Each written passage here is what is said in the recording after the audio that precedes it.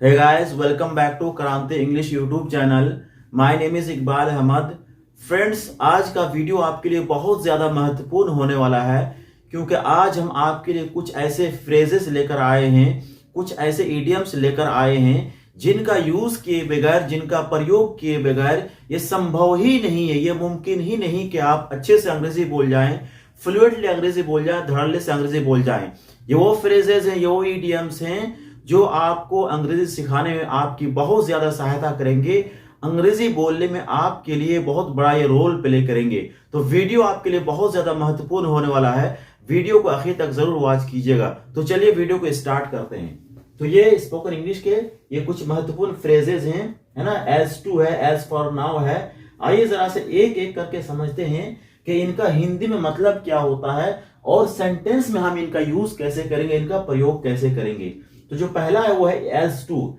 As to का मतलब होता है के बारे में, के बारे में, के विषय में, है ना। एक एग्जांपल लेते हैं, तब जाकर इसका जो मतलब होता है वो आपको लिए पूरा क्लियर हो जाएगा। एक एग्जांपल लेते हैं, जैसे मैंने बोला there is no,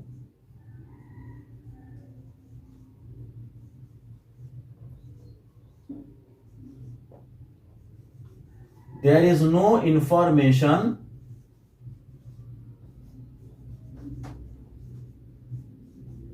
there is no information as to when the classes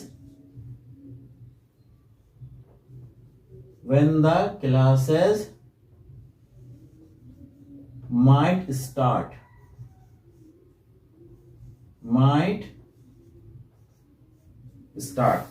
है ना।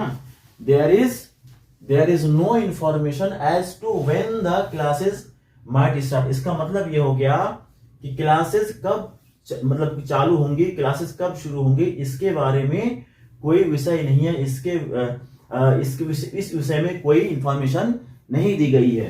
तो एज टू का मतलब क्या होता है, के बारे में, के विषय में, है ना, के संबंध में। जो अगला है वो है as for now. As for now का मतलब होता है फिलहाल, है ना। इसका मतलब क्या होता है, फिलहाल। एक एग्जांपल लेते हैं, बोलेंगे I have no money as for now. I have no money, I have no money as for now, as for now मतलब फिलहाल मेरे पास पैसे नहीं है, है ना। बोलेंगे as for now we have got no help.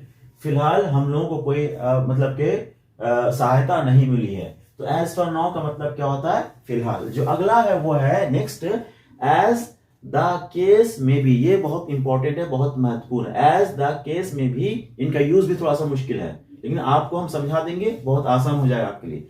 As the case में भी इसका मतलब होता है जैसा भी हो, जैसा भी हो। जैसे फॉर एग्जाम्पल, ये एग्जाम्पल लेंगे तब जाके इसका मतलब क्लियर हो पाएगा। जैसे बोलेंगे there may be an announcement, there may be an announcement,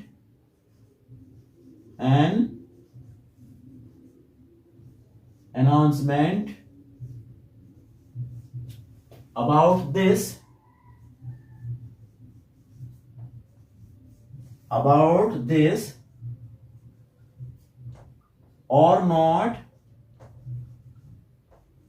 or not, as the case may be, as the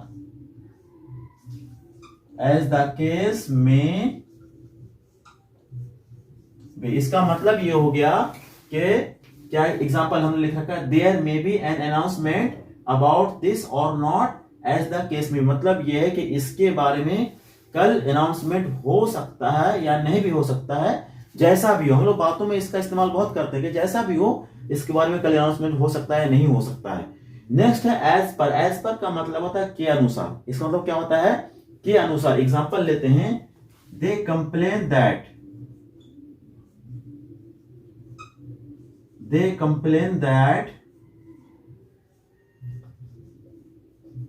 they complain that they are not being paid they are not being paid, they are not being paid as per the agreement, as per the agreement।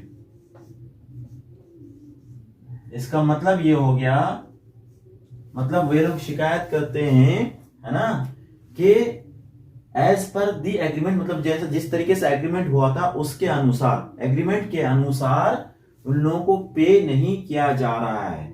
As per का मतलब के अनुसार, के मुताबिक। Next है as far as possible. As far as possible का मतलब होता है जहां तक संभव हो सके, जहां तक मुमकिन हो सके, या फिर जहां तक मुमकिन है। एक एग्जांपल लेते हैं, बोलेंगे I shall support you, I shall support you, I shall support you as far as possible, as far as possible. इसका मतलब ये हो गया कि जहां तक संभव हो सके, जहां तक मुमकिन हो सके, मैं क्या करूंगा, आपको या तुमको क्या करूंगा, सपोर्ट करूंगा। जो अगला है वो है as a matter of fact. As a matter of fact का मतलब होता है असल में या दरअसल, असल में या दरअसल, या वास्तव में, वास्तव में, असल में, दरअसल, आप जो कह लीजिए। एग्जांपल लेते हैं, बोलेंगे as a matter of fact, as a matter of fact, as a matter of fact I don't like her, as a matter of fact I do not like her, या I don't, जैसी जैसी मर्जी आप short form का use करिए चाहे full form का प्रयोग करिए, वो आपकी मर्जी। I don't like her, as a matter of fact I don't like her, मतलब असल में या वास्तव में मैं क्या नहीं करता हूं, उनको पसंद नहीं करता हूं। वे एकदम, है ना, ये जो as a matter of fact होता है, ये जो इनफैक्ट का मतलब होता है, इनफैक्ट, INFACT, जो इनफैक्ट का मतलब होता है वही as a matter of fact का भी मतलब होता है। तो इसका मतलब क्या हो गया, असल में, दरअसल, या वास्तव में।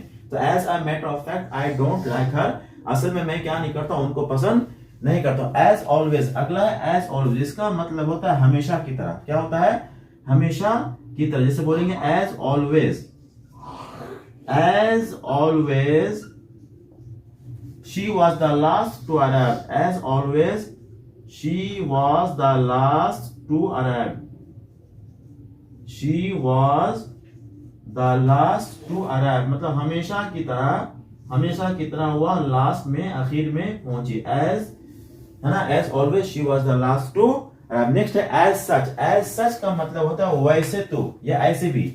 एग्जांपल लेते हैं, we have got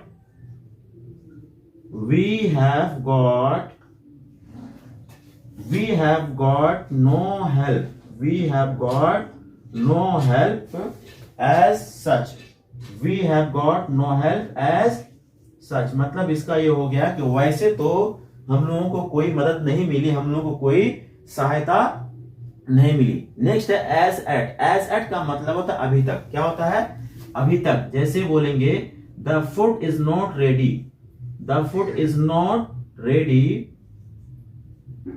the food is not ready, the food is not ready as at, as at मतलब कि अभी तक क्या नहीं है, है ना, जो भोजन है वो तैयार नहीं है। नेक्स्ट है सच एज। क्या, सच एज जैसे कि, जैसे बोलेंगे we have a variety, we have a variety of fruits, such as apples, bananas and oranges, oranges. मतलब यह है कि हम लोगों के पास कई तरह के फल हैं, जैसे कि, सच मतलब जैसे कि सेब है, केले हैं और संतरे हैं। नेक्स्ट है एज यूजुअल। एज यूजुअल मतलब हमेशा की तरह, क्या, हमेशा, जैसे बोलेंगे एज यूजुअल। एज ऑलवेज और एज यूजुअल दोनों का मतलब सेम होता है। As always, as always she was wearing jeans.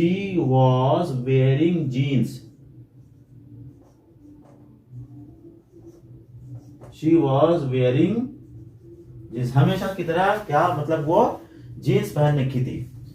आखिरी है as well। as well का मतलब होता है भी। इसका मतलब क्या होता है, भी। इसके लिए भी एग्जांपल लेते हैं। it has nothing to do, it has nothing to do, है ना, to do, it has nothing to do with you as well। इसका मतलब ये हो गया कि तुम्हारे साथ भी इसका कोई लेना देना नहीं है, तुम्हारे साथ भी इसका कोई लेना देना नहीं है।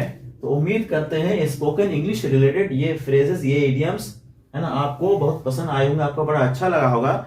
अगर वीडियो पसंद आया है तो प्लीज लाइक, शेयर और सब्सक्राइब जरूर कीजिएगा। Thank you very much, good bye.